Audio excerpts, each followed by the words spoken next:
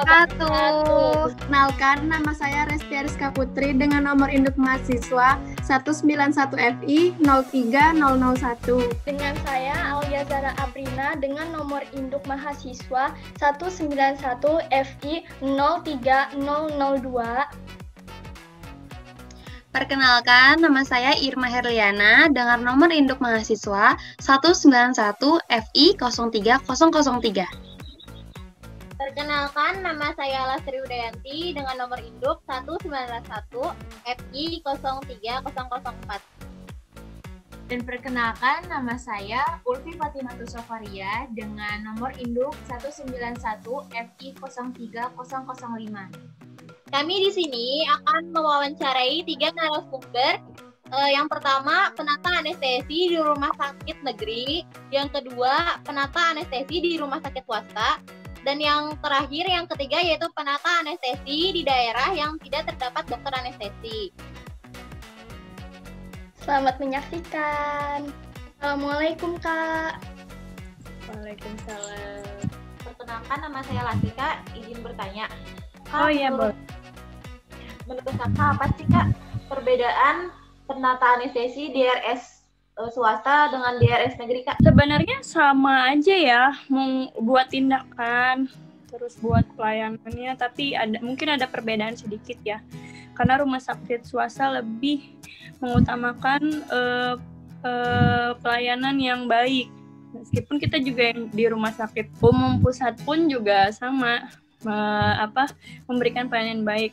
Mungkin untuk perbedaan itu lebih ke gaji ya, karena di swasta kan mungkin sudah diberikan sekian nominalnya, sedangkan kalau buat kita yang di rumah sakit negeri itu mungkin ada dari segi gaji ada, remunerasi ada, terus juga uang makan mungkin sama sih gaji, tapi ya nominal lah, lebih ke nominal, gajinya beda. Cukup deh kayaknya itu perbedaan rumah sakit negeri dan swasta. Terima kasih Kak atas jawabannya.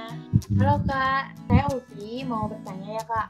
Nah, ya, bagaimana sih kebijakan dari rumah sakit negeri sendiri itu biasanya dalam memperlakukan antara penata anestesi dengan dokter anestesinya itu bagaimana Kak? Apakah ada emang benar-benar dibedakan banget gitu, atau ada perlakuan khusus juga gitu kebijakan rumah sakit? Mungkin sebenarnya sama aja ya, cuma bedanya kita profesi kalau kita sebagai penata, dokter ya sebagai dokter gitu, tetap aja lain, cuma untuk kebijakannya mungkin sama ya, perlakuan rumah sakit untuk semua karyawannya mungkin sama, cuma ya balik lagi ke porsinya masing-masing gitu aja sih, cukup. Selanjutnya kerjanya mungkin ya Kak? Iya, kalau dokter dia lebih untuk bertanggung jawab atas tindakan. Kita penata karena kita asisten dokter, jadi kita mungkin kayak dapat instruksi dari dokter, kita lakukan. Cuma kalau semisalkan ada sesuatu yang terjadi pada pasien, itu dokter yang bertanggung jawab untuk semuanya gitu. Baik Kak, terima kasih. Sebelum penutupan nih, kasih tahu dong kayak motivasi gitu ke kita supaya kita tuh lebih semangat lagi gitu belajar sama kuliahnya. Motivasinya ya, pokoknya selama kuliah itu semua dosen ya, nggak boleh ada yang di skip, harus diperhatikan. Karena kalian kalau udah di lapangan, siapa yang mau nolong? Itu pasien, manusia. Jadiin pasien itu parameternya ke kita. Kalau kita di posisi pasien, kita harus memberikan yang terbaik buat pasien kan. Jadi selama kalian sekolah harus benar-benar sungguh-sungguh. Jadi ilmu yang udah kalian dapat nanti di lapangan itu bisa terpakai. Itu rasanya seneng banget kok, seneng banget. Berarti kuliah selama ini nggak sia-sia. Berarti udah bisa membanggakan kedua orang tua kan. Kalau kalian kuliah terus kerja, ilmunya kepake, orang tua seneng, jadi amal jariah juga ya kan. Terus juga bisa nyelamatin pasien, itu juga amal buat kita. Kalian semangat terus buat belajar, kuliah yang rajin, semoga lancar terus semuanya kuliahnya ya. Assalamualaikum Kak. Dalam kolaborasi antara penata anestesi dengan dokter anestesi, apakah ada pembagian khusus dan batasan dalam melakukan suatu tindakan di ruang OKA? Oh jelas pasti. Sebenarnya penata itu kan kalau ada dokter anestesinya hadir ya. Jadi penata anestesi itu ya tetap sebagai penata anestesi. Artinya asisten dokter anestesi, pelayan dokter anestesi. Jadi ya kita harus menyiapkan betul-betul kira-kira apa nih mau operasi tertentu atau operasi apa, alat harus kita siapkan dengan baik. Kemudian kolaborasi sama dokternya, misalnya dok ini operasinya ini kira-kira mau dilakukan pembiusan tekniknya gimana. Nanti kan dokter ngasih tahu nih, oh dengan teknik intubasi misalnya atau spinal atau caudal atau apa, pokoknya ya kita siapkan segala sesuatu alatnya gitu. A sampai Z-nya ya. Kalau misalnya kayak intubasi, statiknya jangan sampai kelewat. Satu hal kecil pun jangan sampai dilewatkan. Harus benar-benar dipersiapkan dengan baik gitu. Karena yaitu modal kita baik sama SPAN itu ya kita harus menyiapkan melayani SPAN itu dengan baik, dengan benar. Jangan mentang-mentang dekat sama SPAN nih, udah akrab nih, jadinya lalai dalam nyiapin obat atau apa, nggak boleh. Di luar OKA sih boleh ya, cuman pada prakteknya kalau misalnya udah di kamar operasi kita harus memposisikan tetap sebagai penata. Segimanapun jagonya penata anestesi, segimanapun pinternya penata anestesi, lihainya tindakan, ngerti obat, ngerti teori, tetap kita di bawah dokter anestesi. Kakak, saya ingin izin bertanya, bagaimana sih pola hubungan kerja yang baik antara penata anestesi dengan dokter anestesi? Nah, ini perlu nih, Neng. Pertanyaannya bagus banget. Pola hubungan yang baik antara penata anestesi dengan dokter anestesi, kita harus betul-betul menjaga.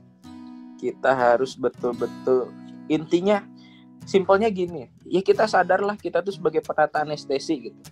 Kita tuh sadar kita tuh asisten anestesi, asisten seorang dokter anestesi. Kita tuh harus menempatkan diri sebagai ya tetap sebagai penata anestesi gitu. Jangan mentang-mentang dengan berjalan seiringnya waktu, pinter, tindakan lihai segala macam. Jadi lupa lah gitu. Jadi songong. Nah, jangan sampai kayak gitu. Kalau misalnya ya kita bisa menempatkan diri gitu, ya dokter anestesi pasti senang dengan adanya kita di samping dia sebagai asistennya itu gitu. Kalau udah senang ya apapun ke kita gitu. Dari mulai pekerjaan sampai uangnya juga baik jadinya. Makanya harus benar dijaga sama dokter anestesi. Banyak ya yang kasus-kasus adalah gitu. Udah mentang-mentang udah ngerasa jago, udah ngerasa pinter, udah pengalaman banyak gitu. Jadi kayak katakannya jadi songong lah gitu. Ya nggak boleh. Harus tetap kita sebagai penata ya penata. Nggak boleh ingin disamakan. Misalnya fee nuntut besar sama dokter anestesi itu nggak bisa. Ya tetap penata ya penata. Ada batasan-batasannya, ada koridornya. Ya tapi situasi dan kondisi sih itu. Cuma kan intinya ya nggak boleh songong sama dokter anestesi. Harus ngejaga hubungan baik. Baik Kak, terima kasih atas jawabannya. Ya, saya Restika izin bertanya. Oh iya. Ya. Kan di tempat kakak bekerja kemarin itu di rumah sakit daerah ya Kak ya? Di daerah. Apakah di rumah sakit daerah itu fasilitas dan peralatan penunjang anestesinya sudah memadai Kak? Pertama aku di daerah tapi swasta statusnya waktu itu Kak, dan keterbatasan dokter anestesi di daerah, bahkan penatanya sendiri di daerah tersebut terbatas banget, katakanlah gitu. Alat untuk itu minimal ada mesin anestesi ya, walaupun mesin anestesinya kayak di kampus kan ya jadul banget gitu, nggak apa-apa. Alat bener-bener apa ya, terbatas banget, bener-bener terbatas banget. Bahkan untuk laringoskop aja satu kita dibagi 2 sama 3 IGD sama ICU bahkan untuk laringoskop aja ya itu. Belum lagi yang lainnya gitu, dan emang benar-benar terbatas waktu itu di sana, benar-benar keterbatasan tenaga, keterbatasan itu juga pengadaannya yang terbatas sih bukan alatnya sih sebenarnya, lebih ke obat-obatan di sana gitu. Kayak kita kan misalkan nggak ada obat A, kita bisa pakai obat B atau obat C dengan hasil yang sama gitu ya, cuman beda nama atau beda isinya gitu. Ya itu sih di obat-obatan keterbatasannya, di mana pasien tidak boleh merasakan nyeri gitu. Ya bagaimana kita cara menanggulanginya itu dengan keterbatasan obat tersebut gitu. Dan di sana benar-benar terbatas sih obat-obatannya gitu. Obat-obatan aja, kalau alat sih ya segitu-gitunya. Alat mana? Ada yang Lalu, ditanyakan Kak, lagi? Ya. Kan terbatas ya Kak ya. Terus gimana solusi dari Kakak supaya keterbatasan itu bisa dilengkapi gitu Kak? Keterbatasan itu bisa dilengkapi. Kalau rumah sakit daerah itu mungkin karena ada pengadaan dari pemerintah ya, kalau kita kan swasta waktu itu. Swasta itu benar-benar dari katakanlah duit sendiri ya, penghasilan sendiri gitu.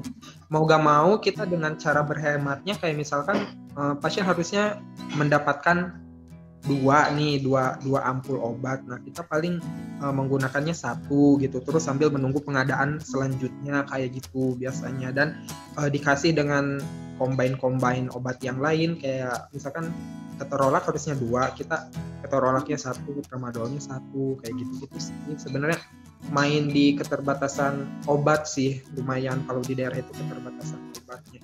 Kadang sampai ada yang batal sih beberapa operasi karena ada beberapa obat yang nggak ada. Berarti kalau alat masih lah ya Kak ya, yang itu lebih ke obatnya. Kalau keterbatasan di daerah itu lebih ke obatnya, karena ada beberapa alasan sih, mungkin ke daerah obat susah masuk, mungkin entah apa itu. Iya. Gitu. Ya, Kalau baik, alat, makasih banyak ya Kak. Sama-sama, ada yang ingin ditanyakan lagi? Ada Kak. Oke. Sebelumnya salam kenal Kak. Nama saya Lastri Udayati. Izin bertanya Kak. Bagaimana ya Kak pelimpahan wewenang di rumah sakit Kakak dulu yang notabene tidak ada dokter spesialis anestesi Kak? Apakah semuanya harus Kakak mengerjakan atau bagaimana ya Kak? Pelimpahan dari dokter anestesinya waktu itu semuanya harus dikerjakan waktu itu, karena benar-benar dokternya nggak bisa datang ke rumah sakit. Sebenarnya bisa, cuman karena dia udah banyak megang rumah sakit sih sebenarnya, jadi nggak bisa datang sama sekali waktu itu. Jadi semuanya dilimpahin gitu, kayak spinal kan nggak boleh ya, kita spinal sama blok periker kan biasanya dokter anestesi, kita cuma di anestesi umum sama TIFA kan itu. Nah itu benar-benar semuanya dilimpahin ke kita, ke penata, dan dokternya itu pokoknya kita harus dikasih amanat kayak gitu, dan ya kita bisa, ya kita kalau nggak bisa ngomong nggak bisa aja gitu. Nanti mungkin paling nanti ada senior yang datang gitu. Nah kalau misalkan bisa ya udah sama kita lakukan gitu, tapi dengan terus konsul by phone gitu biasanya sih, karena memang waktu itu benar-benar nggak datang dokternya, benar-benar nggak datang. Dan ya spinal sendiri gitu, terus intubasi sendiri gitu, masang LMS. Ya memang seperti itu kehidupan di lapangan sih. Pokoknya ya lu harus bisa gitu intinya. Lu harus bisa gini harus bisa gitu. Dipaksakan harus bisa. Bahkan ya di kampus kan kita nggak dapet ya, kayak cuman sebatas teori doang kan spinal kayak gitu. Nanti pas udah di lapangan mau gak mau kamu harus bisa. Demikianlah hasil wawancara dari kelompok kami mengenai 3 narasumber tersebut. Terima kasih sudah menyaksikan. Mohon maaf jika ada kata-kata yang kurang berkenan. Kami akhiri. Wassalamualaikum warahmatullahi Wassalamualaikum warahmatullahi wabarakatuh.